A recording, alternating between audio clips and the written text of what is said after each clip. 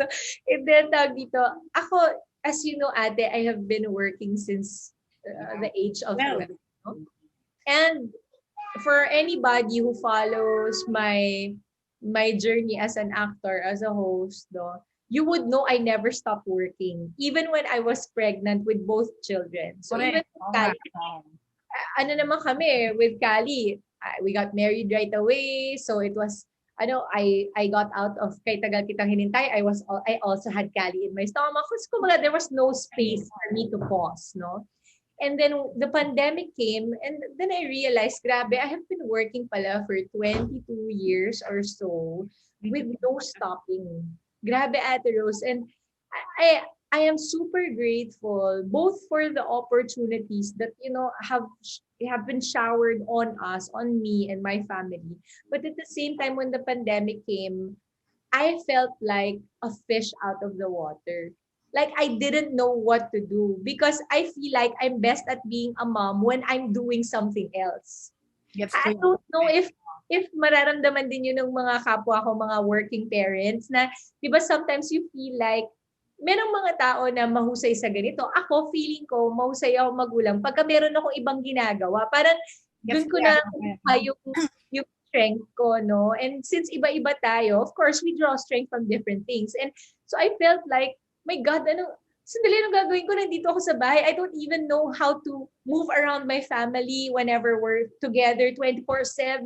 Every day we're together. Parang hindi ko alam kung paano. So alam mo ginagawa ko, ate, I'm funny because I would spend hours in the kitchen and I would just keep cooking and cooking and cooking. And then I would read up on things, and then I would try to assess, like, kasi during the pandemic, that's also when our team started to be parang to come about, and that's when we actually put together a team for my digital content, diba?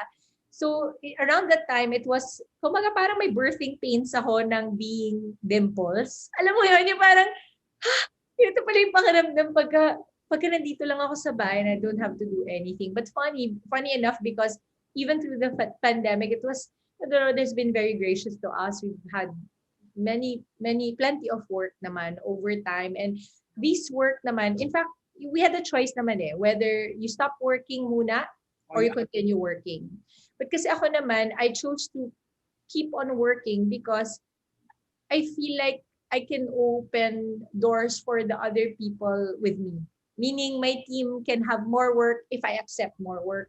Tama. So, naisip ko, kahit na natatakot ako noon, parang naisip ko, okay, kailangan lakasan ko yung loob ko because if I say yes to this job, I get to hire 10 more people. And that means they have jobs. Alam mo yung ganun, ate? Yeah. So, little by little, I realized the value of sometimes really, going out there and being out of your comfort zone to meet yourself, actually. Weird, no? Parang going out there to actually be in there. Parang ganun yung realization ko na sometimes you have to put yourself out there, not physically, of course, because we have to keep safe, but really parang opening doors for other people as well. So that's what happened to me through the pandemic. And so, Okay na. wala na, so tsaka kabata. So with Cali, I was more focused kasi nandito ako, and so I was more focused with Cali, and so that's when I got to help her create Cal the brand. Of course, that's her own brand, but ako lang at saka si dad niya were always guiding her through. And then with Alonso, this time I got to, spend more time. We have a lot of work together, Alonso and I. So we do mga TVC shoots kapag so that's what we do. And then we get to spend really simple moments together, ate, like really having breakfast, creating food. Alonso likes to play around in the kitchen. Mahilig siya sa ganyan eh. Yun. And I'm also kulit. Sabi niya, at least aware siya, di ba? Oo. So, yun ate, parang mas focused ako. Pero in the beginning, nahirapan ako talaga. Parang ngayon nga lang ako medyo... Get ko yan. So, kumbaga, nung, di ba, nag-pandemic nga, so you have to stay at home with them for like, lalo na, first month, tama, di ba? So, ba, as a mommy, parang nanibago ka in a sense na parang ngayon lang to, paano anong gagawin ko, paano ko sila, may gano'n, paano kami on a day-to-day basis. Yes, ate. As in talaga, You're not around in a way, physically, di ba? Pero of course, you're there. Pero sanay sila na you're working na.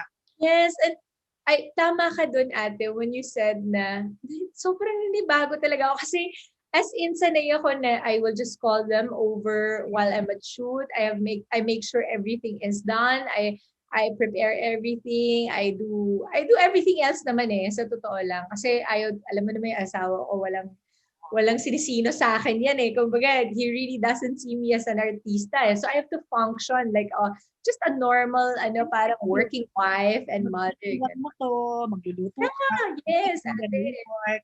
Oo. Pero So, this time, gugising ka, nandyan sila, so yes. magluluto ka, or mag-ano. So, paano yung adjustment sa'yo as a mom? Merong parang, dumating ka din ba sa parang, ayoko ng ganito, or gusto ko ng ganito, or parang, ano ba right word dito? Na parang, nakaka-mental something ka rin ba? Alam mo yun?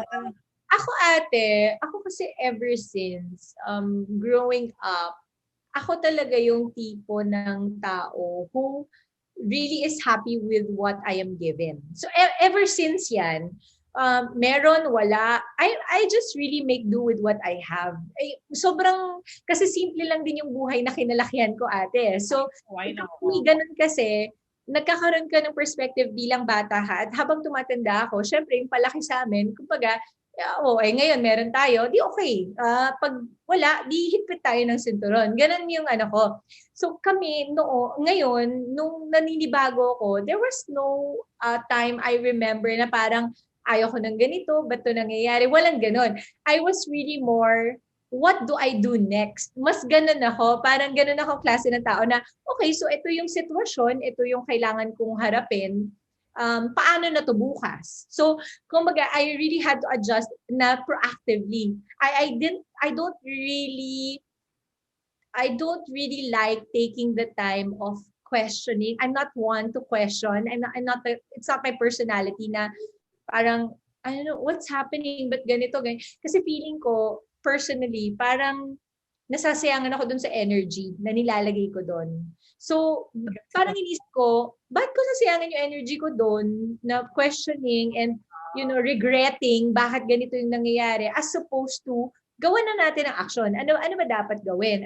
Hoy Dimples, gumising ka. Parang, so I actually had to write down, ate, the things and the gifts that I have. Parang, di ba, nung pandemya, yung iba natutong mag-ube with cheese pandesal, yung iba natutong mag-bake, naging plantita, nagbenta. So ako, sinulat ko kung ano yung mga kaya kong gawin that I can offer online. Online. So ano-ano pala to, yung kaya mong i-offer? And that's why I came about with the school, ate. Di ba, meron akong pinost recently na it's actually, I wanted to teach a little bit of acting, a little bit of personal branding and personality development. Hindi ko lang in-expect na ganun karami yung gustong mag-attend, ate. Kasi, syempre, I'm just a new teacher. And then I've been studying lately. I'm taking classes under New York University because everything is online. So I'm taking the opportunity na lahat online, ate. Pantay-pantay lahat ngayon So if you were to take a New York University, then you can do it online. And so I've been taking a lot of classes, and hopefully in those classes, I get to, form something that I can teach and pass on to people like me who really had a tough time in the beginning of the pandemic, trying to see where they can put their gifts on. Kasi ang mahirap talaga is when you're not fully aware of your possibilities, of your potential, 'di ba? Like, kasi ako naniniwala we're all created equal, ate. Like all. Sometimes we're just, kumbaga parang naunahan tayo ng self-doubt, oh my God, di ko to kayang gawin, sila lang marunong yan. But in reality, if push comes to shove and you're on survival mode, you're actually able to do everything. You can learn anything, and naniniwala ako sa ganun, na sa tao, kayang-kaya mo yun. But of course, you have to take that scary step and say, okay, I'm ready to learn. 'Di ba? Kasi it takes courage and at the same time humility to say, okay, ito lang yung kaya kong gawin, but what else can I learn? So I can really, function during the pandemic. Kasi the pandemic is really trying us ate. This is the trying time for all of us. Yung, kumbaga sinusubok talaga tayo ng panahon. Alam mo yun ate. And Sobra. kailangan nating kumapit and at the same time, labanan yung fears natin. Kasi really the biggest competition and the biggest talaga demons inside of us are just ourselves. Yun talaga yung pumipigil sa'yo to become somebody that's really, able to help other people.